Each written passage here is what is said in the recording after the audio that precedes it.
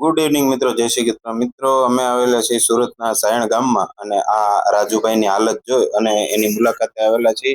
એ આ રાજુભાઈ છે પોતે, અને બંને પગ એના કપાઈ ગયેલા છે. પગની અંદર જીવડા પડી ગયા હતા એવું કહેતા હતા. અને પોતે ચાલી પણ નથી શકતા બરોબર રીતે, અને કામ પણ મજૂરી પણ નથી કરી શકતા. અડધા અડધા પગ કપાઈ ગયા છે અને પગમાં બહુ જ જીવડા હતા મિત્રો.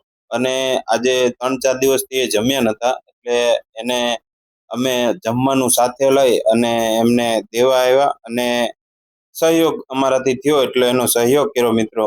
મિત્રો, આવા લોકો તમારી આજુબાજુમાં હોય તો એને જરૂર આગળ આવી અને સેવા કરજો મિત્રો. અમે એક તમારા સાથ અને સહકારથી આ કાર્ય બધું શક્ય હોય છે. તો મિત્રો, તમે પણ આવા લોકોને મદદ જરૂર કરજો, જેથી કરીને આવા લોકોને એક ટાઈમનું ભોજન મળી જાય અને આ લોકો શાંતિ જીવી શકે અને આગળ પોતાનું જીવન વિતાવી શકે. એ માટે આ લોકો આવી રાહ જોતા હોય છે.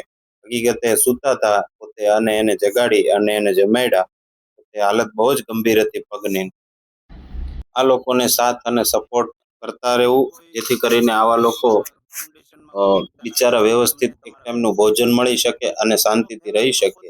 એવી માટે આવા કોઈ જરૂરિયાતમંદ લોકો હોય તો જરૂર અમારા સુધી વાત પહોંચાડજો. અમે જરૂર થાય એટલી મદદ કરશું. અને તમે પણ આજુબાજુમાં આવા લોકો રહેતા હોય તો થાય એટલી મદદ, માણસ છીએ તો માણસની મદદ કરીએ, અને થાય એટલી મદદ કરીએ મિત્રો, જેથી કરીને આવા લોકો એક ટાઈમનું ભોજન કરી શકે અને જમી શકે, શાંતિથી રહી શકે.